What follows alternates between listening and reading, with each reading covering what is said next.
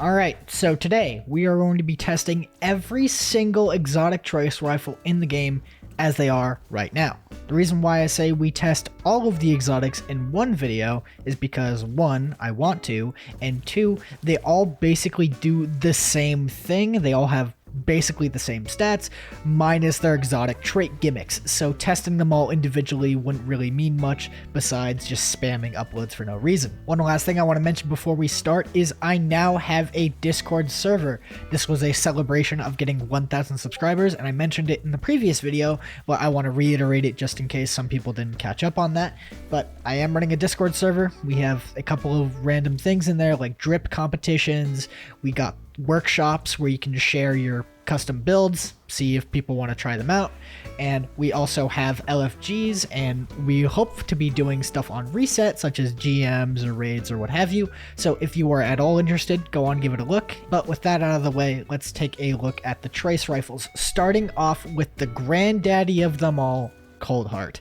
This was the very first ever trace rifle introduced to the game, so it seems only fitting for that to be our starting point. Coldheart has had a history of being used in DPS. For example, Callus, it would just be used for Callus. But we lived in stranger times where people were using Sweet Business for primary DPS, so it was a little bit of a different climate back then.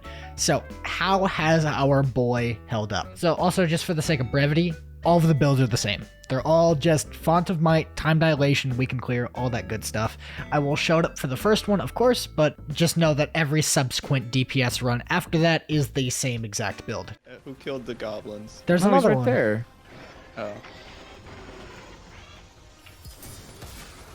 So yeah, just keep like walking, I guess, for it. Try not to lose that much. Cause yeah, there's like huge fall off. Wow, that fall off. Holy shit. Even with Luna factions, it just goes.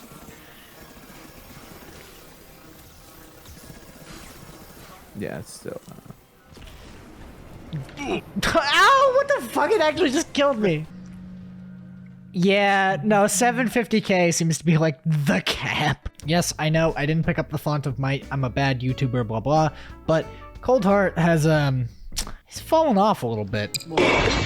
So as we go on with this video, we're actually just gonna go in the release order that they came out since we started with Coldheart, which means all of you boys that really want to see some big dick damage is gonna have to wait until Ager's Scepter. I'm sorry, that's just kind of the way it goes, isn't it? So next up on the line is Prometheus Lens. Now at current, it does absolutely fucking nothing for DPS, but the future buff for this weapon is actually giving it the Scorch Edition, making it actually a decent tool for applying ignitions. So use this video as a sort of comparison of before and after for when that buff comes out. I will be testing the gun individually when that does come out, but for right now you can kind of see how bad it is. Oh my! That just fell off the map.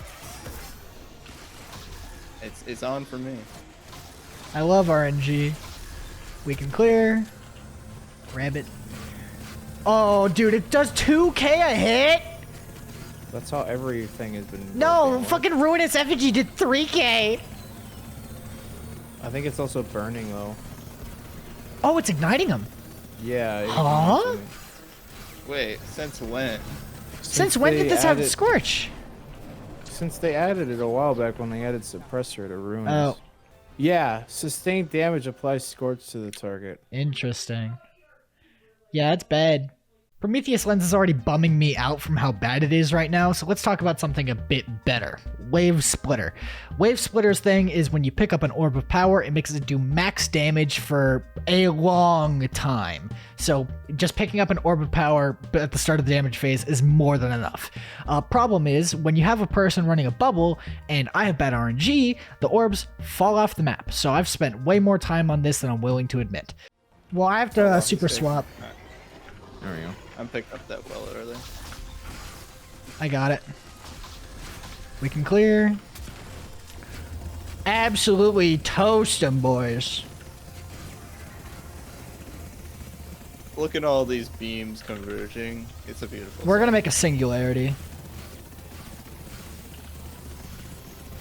What the fuck? We're pushing them back, gamers. What the hell? We're pushing them back.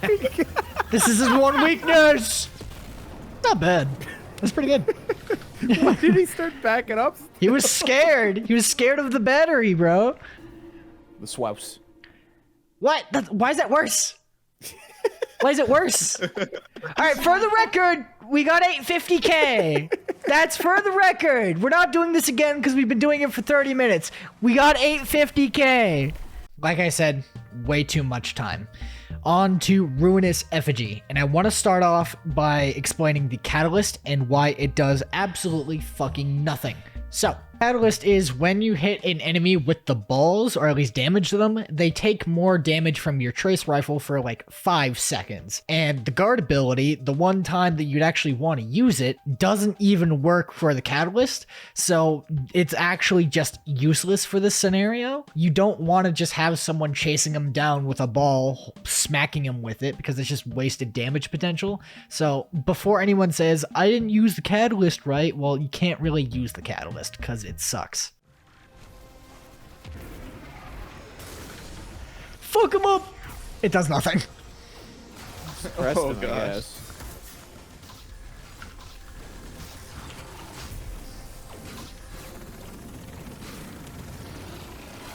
Sounds cool.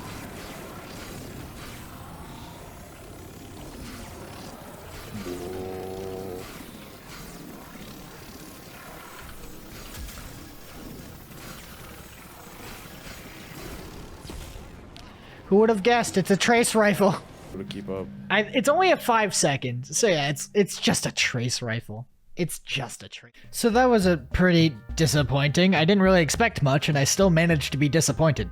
So, Ager's Scepter, the very thing everyone's been waiting for, and I do have a disclaimer to make. I put on Rain of Fire for this, so I could actually get the benefit of, you know, Ager's Scepter, and yeah, it's insane. I'll just let it play out by itself. Still had 14 seconds.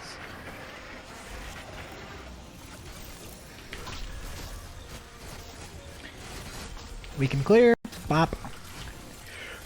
Absolutely fucking microwave him. Pretty sure the opera was a microwave. Rattle him, boys. Rattle his bones. This is disgusting. This is absolutely we hit damage threshold. Oh, Let's go. How? What are we doing? Microwaving.